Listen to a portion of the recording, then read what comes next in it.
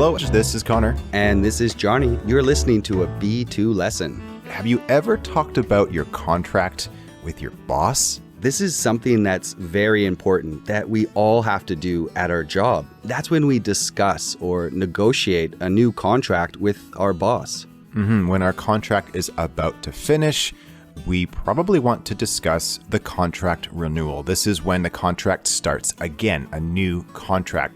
In today's lesson, we have Sean. He's talking with his boss, Alice, and we'll see a lot of vocabulary and ways to negotiate, to talk about your salary and perks. Let's go ahead and listen to that dialogue.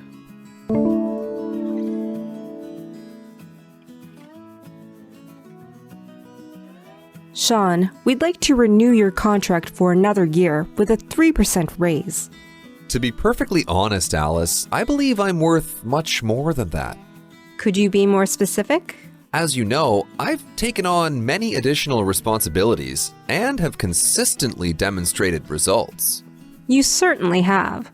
And on that note, I should tell you that I've received some very generous offers from a few other firms. How generous are we talking about here? They are offering a better incentive structure and a wider range of perks. Frankly, I'm not sure how flexible we can be in terms of the compensation. Well, Alice, I'm inclined to go where my impact is reflected in my salary. Okay, I'll see what can be done.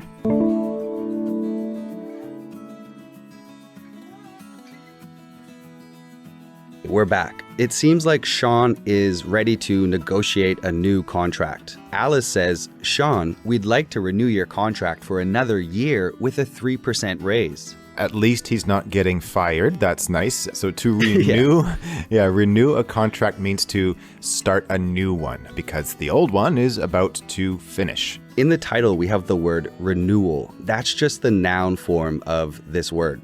Other things that we can renew, for example, our driver's license. If we have that, we need to renew it, or our passports. We need to renew those when they expire. Or for a newspaper, or like an app. All right, so this sounds like a pretty good deal. He's not going to get fired. In fact, he's going to get a raise, but 3% is too low, according to Sean. He says, I believe I'm worth much more than that. And then his boss, Alice, asks for some more specifics. Next, he mentions two good specifics or reasons why he should get more money. He says, I've taken on many additional responsibilities and have consistently demonstrated results. We use the phrasal verb take on when we accept new work or new responsibilities. People often say, I've taken on a new project at work. This means they've gotten more responsibility on top of their normal job. If you already have too much work and too much stress, you might say, oh, it's too much to take on right now. But let's look at our next word here. He has also consistently demonstrated results. Consistently just means regularly. I could say, Connor consistently gets up at 9 a.m. every morning, or the salesman consistently brings in new customers. This just means he often brings in new customers. Maybe someone can be consistently on time. That's another example of that. We can also use the adjective form consistent. So if you have a consistent improvement in your work, you're probably going to get a good raise.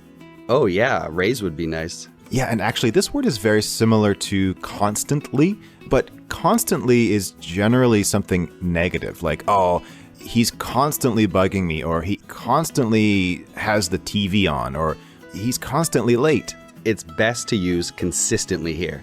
Now, what is he doing consistently? Oh, he's demonstrating results. So demonstrate, this means to show something. Like if you have a demonstration, this is when you show and explain something. For example, before I buy a new phone, I'll go on YouTube and I'll look at a demonstration of that phone. I'll see how it works. In this case, this is what bosses use a lot. You have to demonstrate results. You have to show results so that we can see them clearly. Right. Or you might want to demonstrate your hard work. So you want to show your boss how hard you work. It seems like Alice agrees with Sean. She says, you certainly have.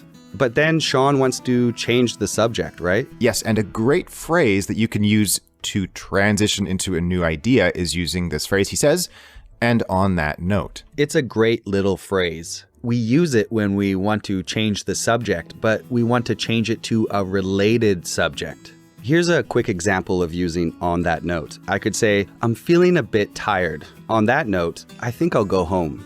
So it is a related thing, but it's a way to transition. It's kind of like the phrase, speaking of that. Right. So he's trying to transition to this related idea. And that is that other companies are giving him very generous offers. Yeah, so here he's trying to show that he's really valuable to Alice because he got lots of offers. Now, an offer here is a noun.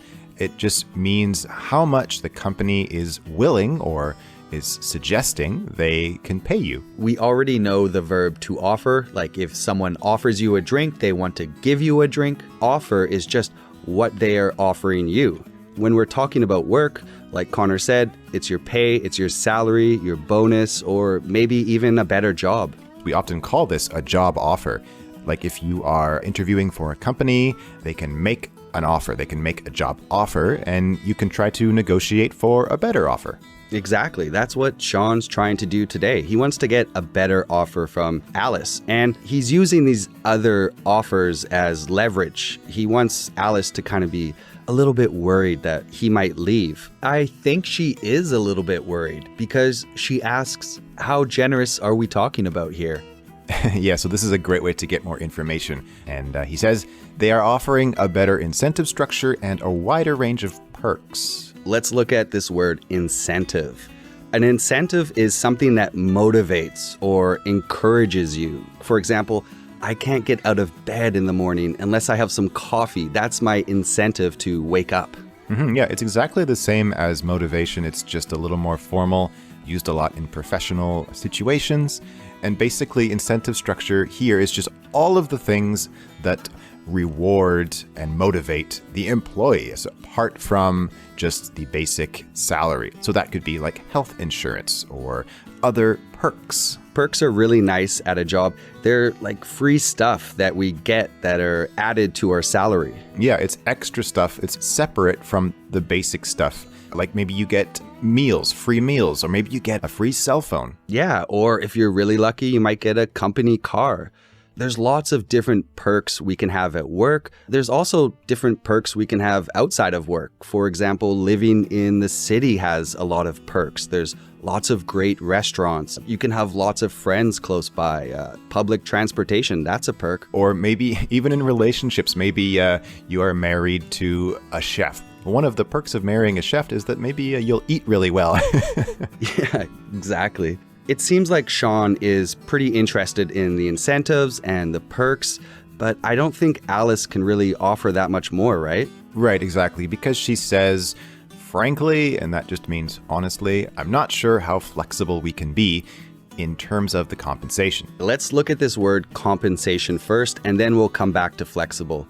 Compensation is whatever you get from your work. It can include everything, your salary, your incentives, your perks. Now, this could also be for really anything. Like if an airline loses your luggage, then they have to give you compensation. They have to compensate you, which usually means giving you some money so you can buy new luggage. But what does Alice mean when she says she's not sure how flexible she can be with compensation? Yeah, well, it just means she doesn't think that they'll be able to change the offer or her offer because flexible means you can change something easily, and she's saying, I'm not sure if we can. The negative form of this word is inflexible, but we can use this word flexible to talk about other things too, like you can have a flexible work schedule, and that means you don't do a 9 to 5. You kind of choose your own hours. You work when you want. Even a person can be flexible, like if they're not stubborn. People who are not stubborn are often flexible.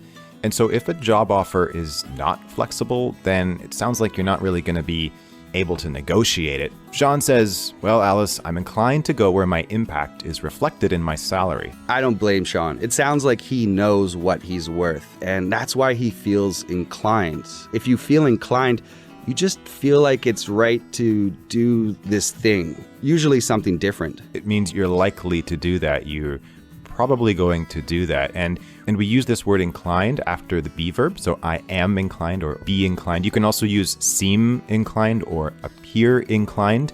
Then to and the verb. So I'm inclined to go, or I'm inclined to eat chicken tonight. That's a more informal way to use it. Usually we use it in a formal sentence. Like someone could say, I'm inclined to disagree with you. This just means they don't agree with you. Yeah, but it's more polite than saying, I think you're wrong. He's being very polite here, Sean, but he's also being honest. He's saying, I want to go where my impact is reflected in my salary. The impact is the effect that you have at your job. If you're a salesperson and you bring in a lot of new customers, like we talked about earlier, that would have a big impact on how much money the company makes. And this word is originally not about jobs, it's about crashing. So if two things hit each other, there is an impact. It's that force, that feeling when you hit a wall or crash your bike or something like that. There's an impact and it hurts. But we use it in more of a subjective way here. Like if you hear a really great speech and it makes you cry, it makes you feel something, it has an impact on you. It changes you. We can use it in a negative or a positive way. It doesn't matter. What does Alice say last? Well, it looks like maybe he's starting to persuade her because she says, okay, I'll see what can be done. So this is our grammar point for today. Let's take a look at it. She says, I'll see what can be done, but why doesn't she say, I'll see what I can do? That's the main focus of our grammar point for today.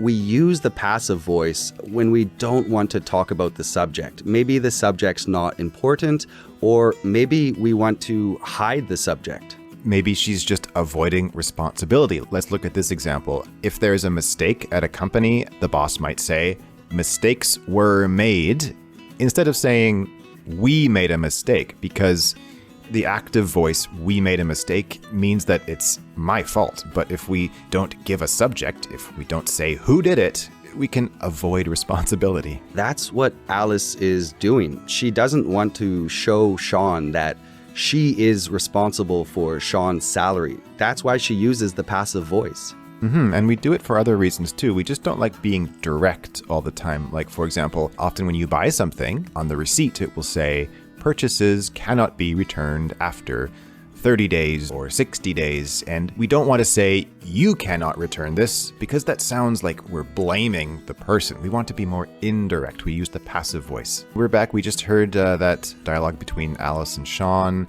I hope it goes well for Sean. I hope he gets more than a 3% raise on his contract renewal, because as we can see, he consistently demonstrated results. I think he's a good worker and he deserves a better incentive structure. Yeah, better incentive structure, maybe some more perks, maybe even a better job, a promotion. What about you guys? What do you ask for when you renew your contracts? And how do you do that? Yeah, let us know how that was for you. And of course, if you have any other questions, please leave them in the comments section. Until next time, we'll talk to you later. Bye, guys.